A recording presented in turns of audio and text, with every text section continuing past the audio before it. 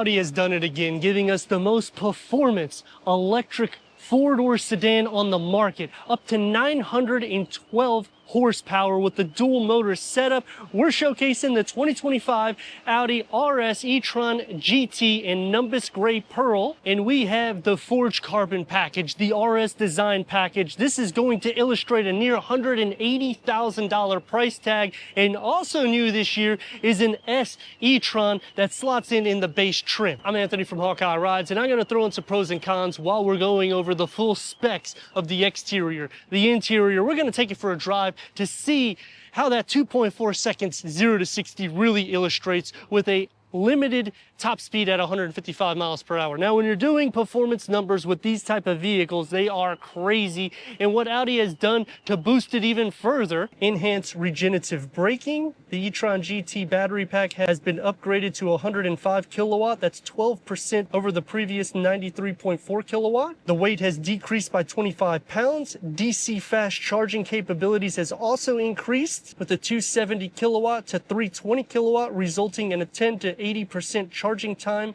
of about 18 minutes. Previously, that was at 21.5 minutes. With the increase of the battery, I think that they're spot on where they need to be. When you go into the S trim, you're gonna have 300-mile range. Here, you're gonna drop to about 278, which it isn't really bad when you're considering performance, because when you go to a gas variant, it's usually gonna be a V8 twin turbo engine. So it's gonna drink fuel like crazy. So just losing 22 miles roughly, I'll take it.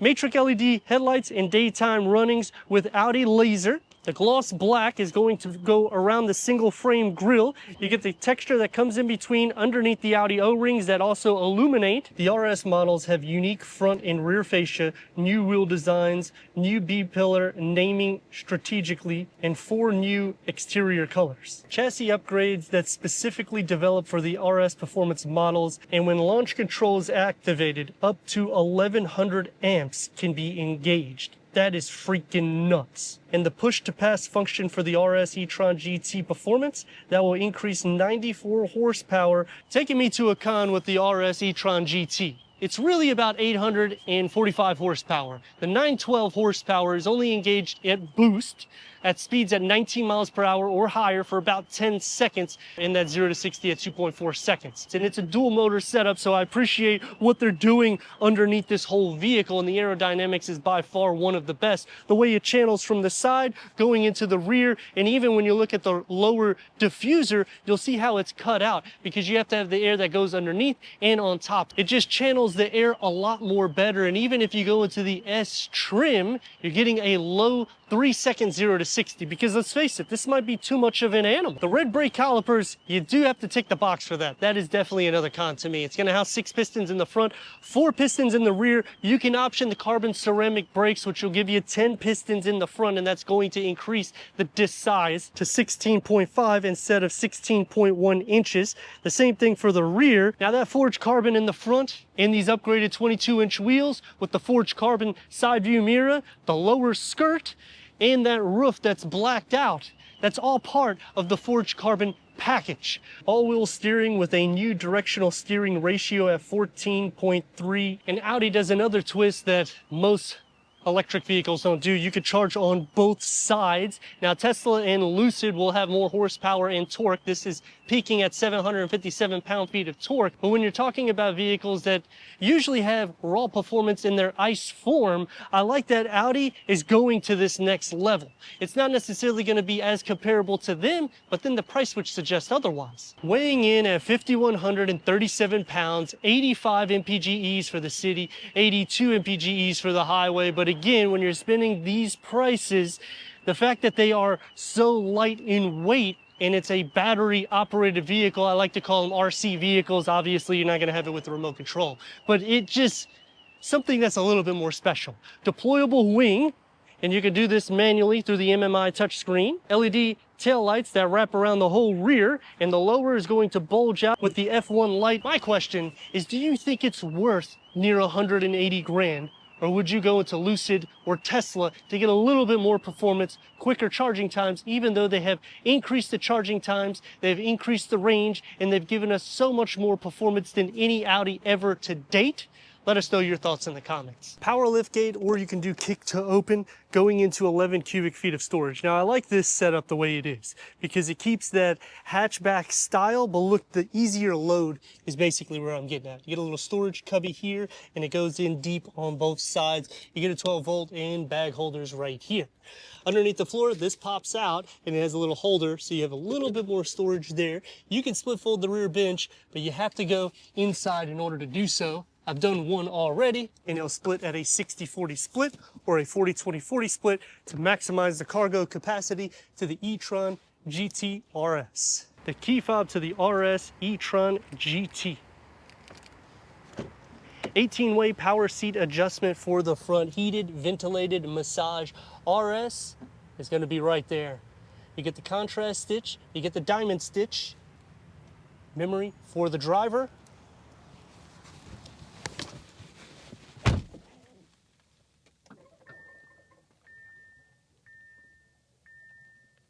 And with Audi, it auto starts for you as soon as you sit in, or you have the push button start. Audi connection, Bang & Olufsen sound system with the 3D sound.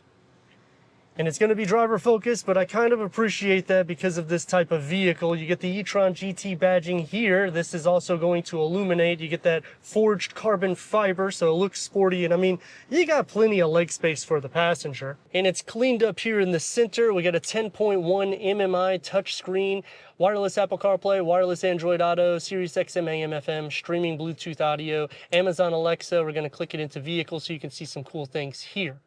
So when you go on this, we have for your seats. This is for the massage, which I'm going to put it on right now. We're going to put the intensity up all the way. But the con that I have with the seats is the extra 4-seat power is on here, which is for the bolstering on the lower and the top.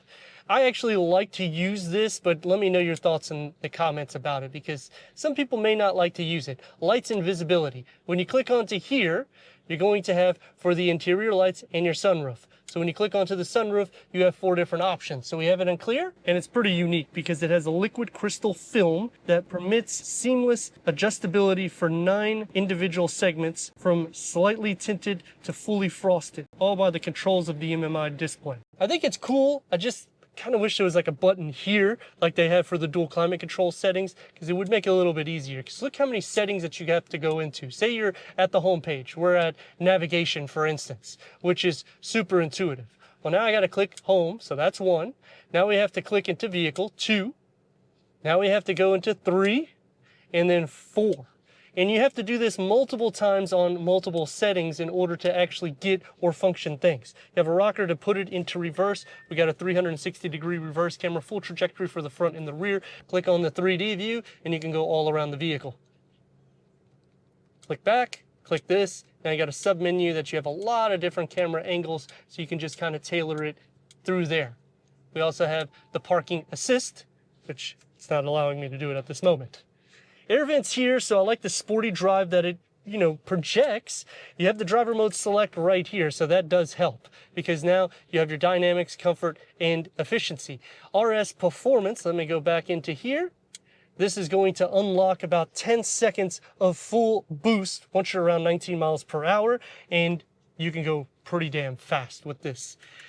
Realistically speaking, you'll probably use the RS1, RS2. You can set this to however you like for your daily drive. Here's how you turn on and off the sound system, just kind of a touch roller. You got a little area here that you could put a smaller phone, some cup holders. You get the Alcantara. This is going to be pushed back, opens up into Audi phone box, a 12-volt charger, and let me move this way so you can see those 2 USB-C ports. The steering wheel. You get the flat on the top and the flat on the bottom. Multi-function with the boost and the RS button, so you don't have to go right here. I think that makes it a little bit easier as well. I'm going to move it this way so you can see the paddle shifts and Audi's virtual cockpit that can go through an array of different content for the driver, including the full navigation, any entertainment, and you can also zoom in and zoom out. And when you change the driving modes, so this will be RS1, RS2, we're going to go back into driving modes here so you can see the RS performance yet again. And this is also going to lower the suspension, so it's going to make it a lot more agile and ready to go. HomeLink is now here. Auto dimming rear view mirror, LED interior lights, and check out the leg space that you have, as well as headroom. You have a ton of it.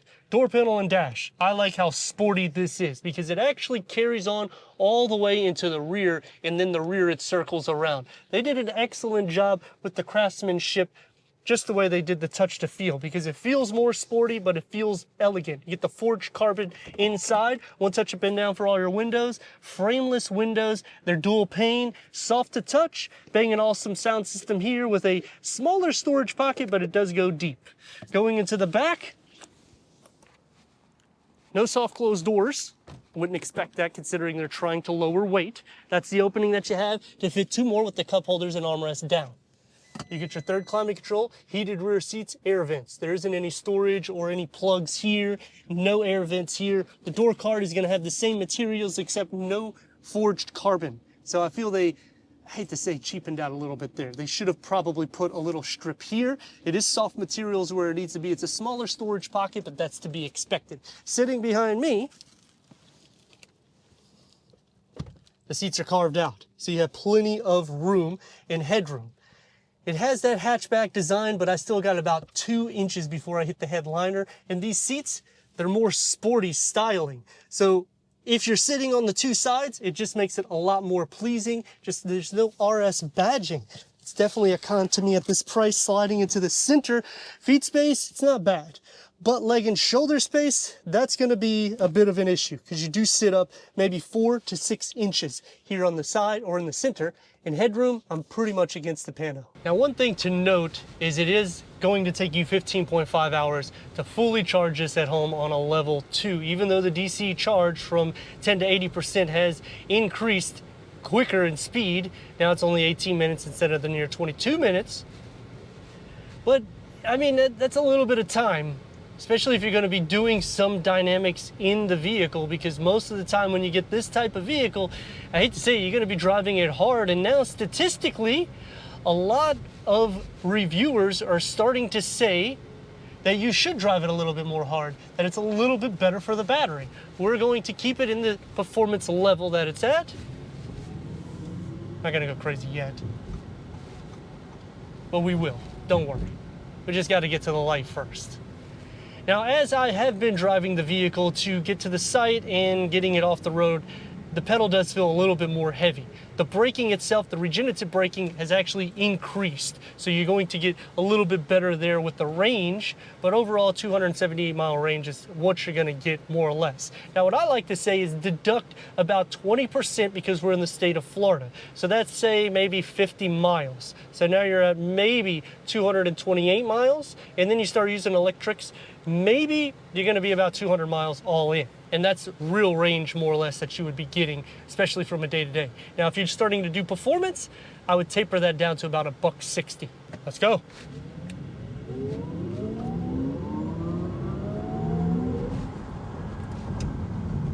Holy crap.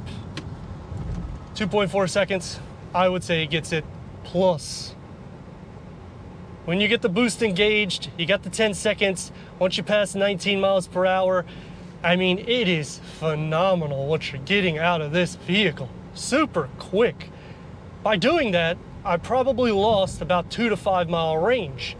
Taking me to some pros and cons, you already heard a ton of the pros, all the upgrades that you get, all the weight that they have shed, especially with the suspension, with the batteries, increasing the range, giving you that quick drive, all that horsepower, which is insane, but it does have some cons to it, which ultimately go into play against competition that is in this sector. Tesla, Lucid, they're gonna be faster, more horsepower and torque, better range, quicker times, but the interior of this is pretty damn comfortable, and it feels like a vehicle instead of like an RC car or a all-electric vehicle. You get the electric tunes that come into play. I like that personally because it makes it feel a little bit more unique comparing it against competition.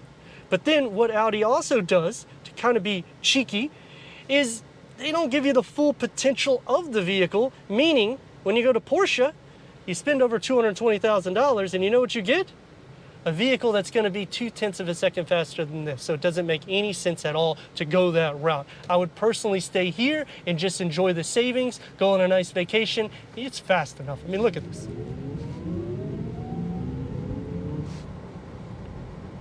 Now that wasn't even full throttle. That was literally 40% to show you the difference from raw power to a little bit less.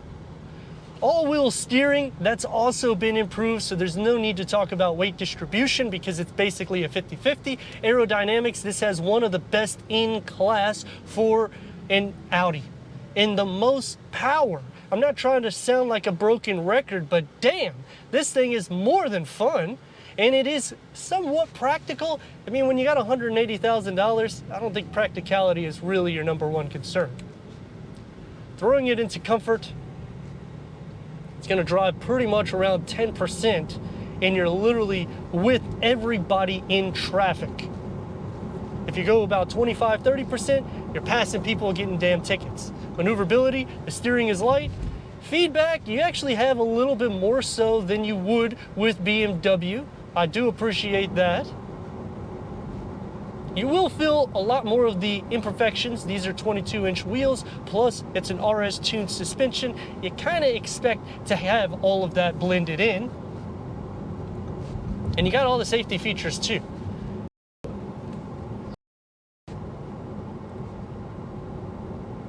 It's not as quiet as I would like, but typically a sports car, it's not going to be the case. And that being said, I would just throw it into RS Performance and just be done with it. So that way it kind of gives you a little bit more sound deadening whenever you're pushing the throttle.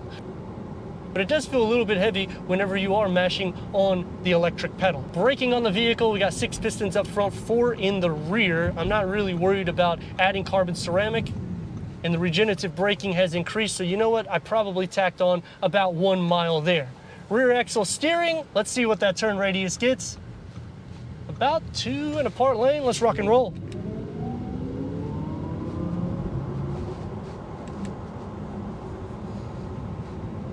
It's fast. It's comfortable. I like the seats. I dislike how you have to use the MMI in order to activate 4 more power seat adjustments, and it doesn't change the seat adjustments when you go into RS mode like it would on other RS variants. You can't get an actual moonroof that opens. You only get that smoke that comes around it to close it off. It's cool, don't get me wrong. I have it in my Maserati MC20 Cello, but that's a hardtop convertible with a moonroof. So that's why it's really cool in that vehicle.